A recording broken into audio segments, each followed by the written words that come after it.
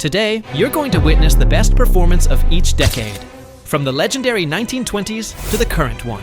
You're about to see actors who lost themselves in their roles to the point of no longer being themselves, giving us scenes that continue to shape generations. These aren't just performances, they're scenes that transcended the screen and became part of history. Today on Cine Prime.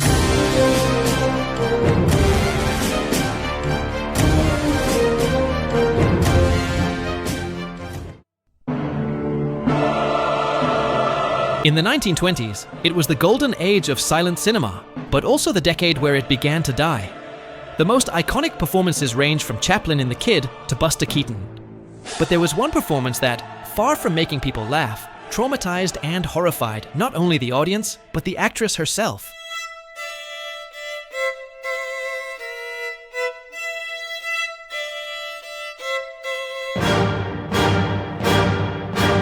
No performance was as devastating, as pure as Maria Falconetti's in The Passion of Joan of Arc. In an era without dialogue, she spoke with her eyes.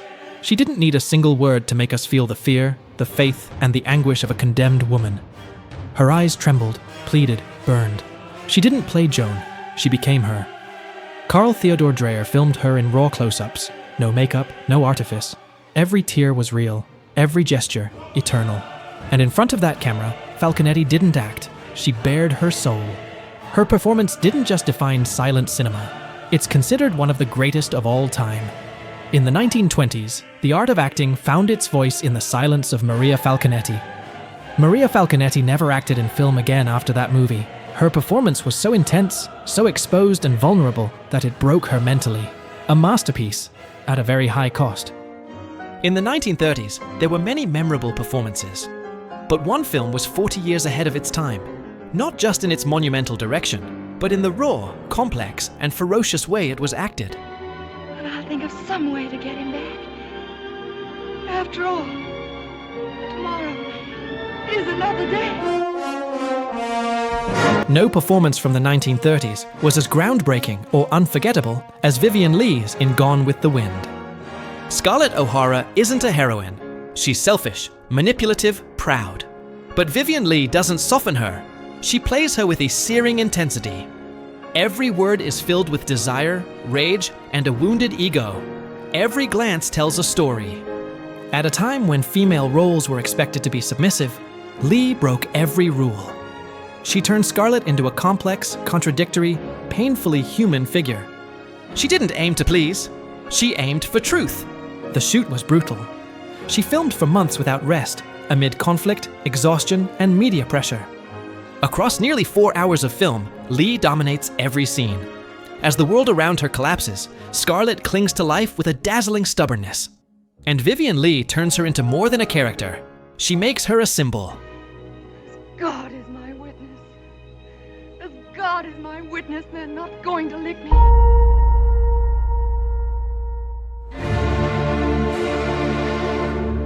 The 1940s were a dark decade in cinema and in the world. Films spoke of war, of guilt, of forbidden passions. Laurence Olivier embodied Hamlet. Father and mother is man and wife. Man and wife is one flesh. Humphrey Bogart immortalized heartbreak with a single goodbye in Casablanca. He's looking at you, kid. But there was one performance that went beyond tragedy and romance. The most legendary and best acted femme fatale in film history. I wasn't long, was I? Phyllis Dietrichson isn't just a femme fatale. She's a tempting, hypnotic, poisonous presence. And Barbara Stanwyck plays her with a suffocating restraint. No shouting, no grand gestures, just a cold calm. A smile that's a trap, and a soft voice that smells like gunpowder. Every look is calculated. Every line is a promise of desire or death. Stanwyck doesn't seek empathy. She seeks control, and she has it. At a time when female characters were expected to apologize for being strong, she stands her ground, with a bare ankle, dark glasses, and a twisted plan. And everything collapses around her. Phyllis needs no redemption. She's not a victim, not a heroine. She's the shadow that moves before the shot is fired. And Stanwyck builds her with a confidence that still unsettles. No, I never loved you, Walter, not you or anybody else. I'm rotten to the heart. In the 1950s, there were great performances like James Stewart's in Vertigo. He'd broken her neck. Wasn't taking any chances, was he? So when we got up there, he pushed her off the tower.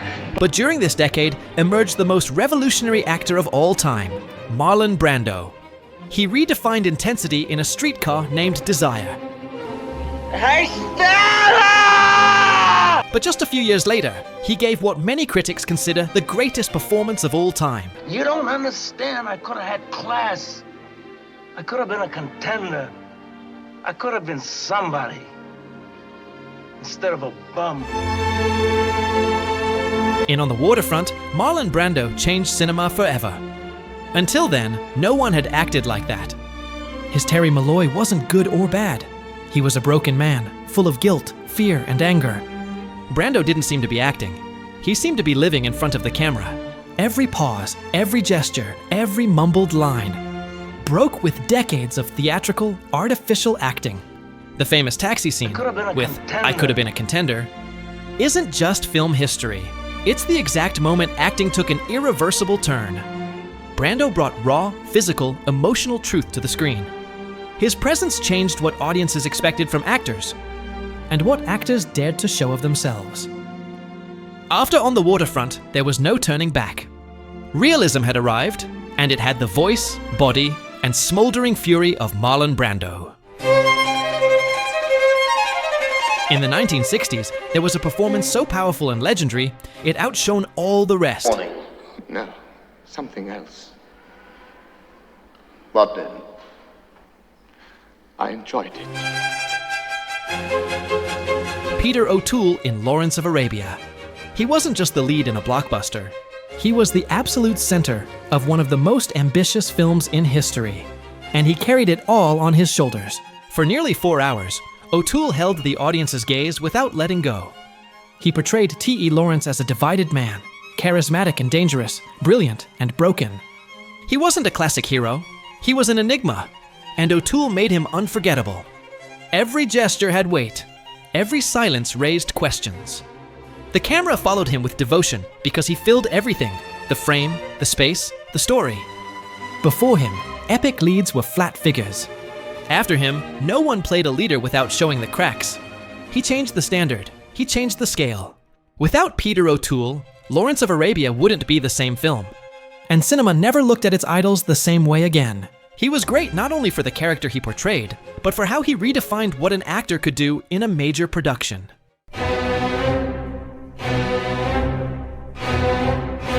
In the 1970s, the greatest film of all time was released, The Godfather. In the first part, Marlon Brando cemented himself as the greatest legend in film history. You said you come into my house on the day my daughter's to be married and you asked me to do murder. Money. And in the second, Al Pacino delivered a cold performance with one of the most impactful character arcs ever portrayed. That's been going on for 2,000 years. But during this era, there was one performance that shook the entire decade. It was The Face of Darkness, the final descent into madness. You talking to me? You talking to me? Travis Bickle is one of the most complex and disturbing characters in cinema, and Robert De Niro played him with such raw intensity, it felt like a documentary about loneliness and alienation. Every move suggests repression, every word reveals buried tension. But the most unsettling part is what he doesn't say, what he keeps inside as he sinks into hatred, paranoia, and a desperate need to matter to someone. De Niro transformed acting. He didn't act madness, he lived in it. He drove taxis late at night, isolated himself for months. He became Travis, not just physically, but in the most dangerous way. In thought, in gaze, in judgment. You talking to me? Isn't just a line. It's a scream from someone who no longer knows if he's speaking to others or to his own reflection. With Taxi Driver, De Niro took realism to a new level. It was the performance that defined the 1970s, and one of the greatest of all time. But in the 1980s, Robert De Niro did something even more incredible than what he did in Taxi Driver, bringing Jake LaMotta to life in Raging Bull.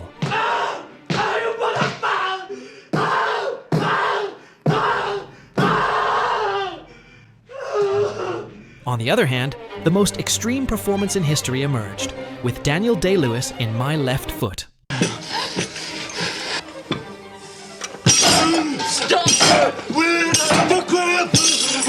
These performances are already among the greatest cinema has ever produced. But there's one thing. In this decade, the greatest female performance of all time was delivered.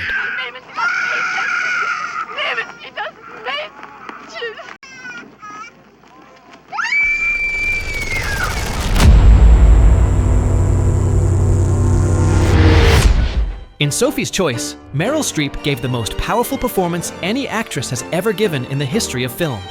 She learned German, Polish, and English with a Polish accent. But it wasn't just that. It was the way she carried a character marked by an unerasable guilt. Sophie isn't just any tragic figure. She's someone destroyed by a decision no human being should ever have to make. And Streep conveys all of that without needing to explain it. It's in her gaze, in the way she walks, in the silences where everything weighs heavy. The choice scene isn't just famous, it's one of the most devastating ever filmed. And it works because Streep doesn't act the pain. She lives it. She holds it. She lets it fall in front of us with no filters, and there's no need for music. After Sophie's Choice, the standard for dramatic acting changed forever. No one has surpassed what Meryl Streep did.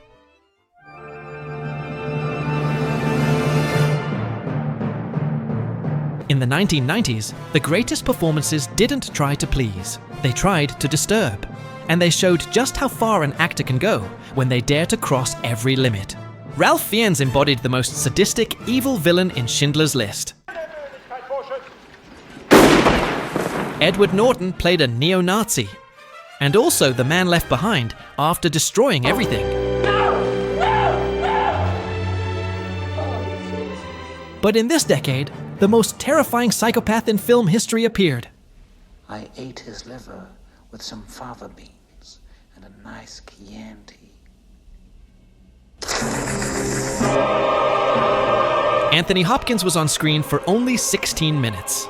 And that was enough to make history. As Hannibal Lecter, he didn't shout, didn't run, didn't lose control. He just spoke. And that was enough to terrify an entire generation. Every word carried a clinical weight. Every pause, a threat. He didn't play a killer. He played a mind that thinks above everyone else. Absolute calm, brilliant intelligence, and a darkness that doesn't need violence to be felt. Hopkins created a monster without raising his voice. A character who doesn't need to be present to dominate the scene. With a fixed stare and the slightest smile, he made it clear that true danger doesn't need to yell. Lecter became an instant icon.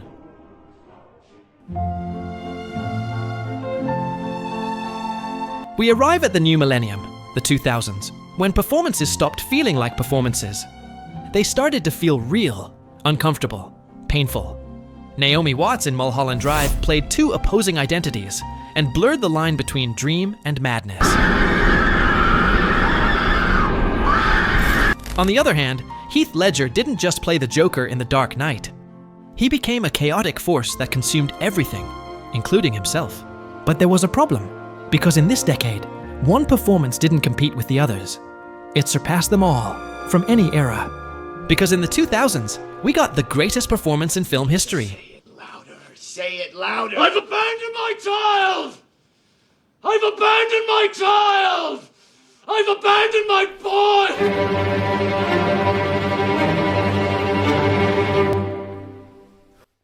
What Daniel Day-Lewis did with Daniel Plainview is unlike any other performance in cinema history.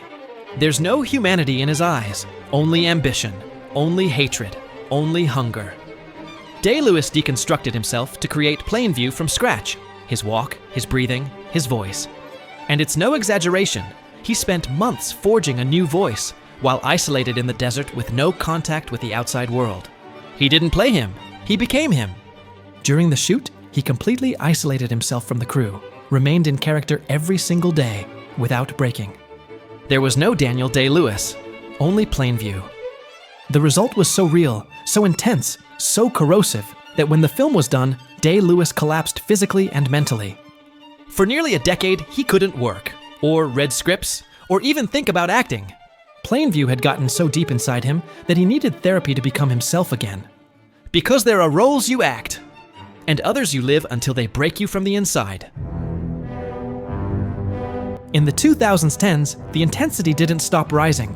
Natalie Portman in Black Swan showed how the obsession with perfection can devour the soul. It's my turn. Joaquin Phoenix portrayed a mentally ill man until he was emotionally empty. With a society that abandons him and treats him like trash! The police! But there was one performance that stood out not only as the best, but as the most heartbreaking. Don't you swear at me, you little shit! Don't you ever raise your voice at me! I am your mother! In Hereditary, Toni Collette played a mother destroyed by tragedy, guilt, and the fear of going insane. She did something almost no one dares to do on screen: completely lose control, emotionally unravel. She managed to show the darkest side of what it means to be a mother, a daughter, a human being. She didn't act with elegance or restraint. She acted with her whole body, with a broken voice, with her nerves on edge. Toni Collette doesn't perform. She lets herself be possessed by pain, both literally and emotionally. The scariest part of Hereditary isn't the supernatural. It's watching Toni Collette lose control before our eyes, fall apart emotionally, turn a horror story into an unbearable portrait of a shattered family. It was, without question, the most brutal performance of the decade, and one of the most honest ever seen in modern cinema. We arrive at the current decade, the 2020s, where cinema returned to the essentials: the face, the gaze, the silence before collapse. Cillian Murphy in Oppenheimer carried the weight of the bomb, and of a shattered conscience. And Adrian Brody won the Oscar with his incredible performance. My love, I cannot bear it anymore. I cannot bear it. But there was one actor who returned in the most impactful way possible. You did not deserve that. I don't know how I could have done such a thing. In The Whale, Brendan Fraser didn't try to move us. He tried to show himself destroyed. He played a man at the edge of the end, consumed by guilt, pain, and abandonment. And he did it without hiding anything. Not his body, not his shame, not his desperate desire for redemption. Every breath costs, every movement hurts. But what breaks the viewer isn't the physical pain. It's how Fraser pleads for love, for forgiveness, for connection, even when he knows he doesn't deserve it. There's no manipulation, no cheap tricks, just an actor completely exposed, delivering an emotional truth that's uncomfortable because of how real it feels. Fraser didn't come back. He was reborn. He gained over 30 kilos, in addition to wearing a 130-kilo prosthetic suit. And he did it in the most heartbreaking performance of the 2020s. Because he didn't play a broken man, he forced us to look at him, to listen to him, and not look away. Thank you for watching the video. It's been a lot of hard work, so I'd appreciate your support and your thoughts in the comments. See you in the next video.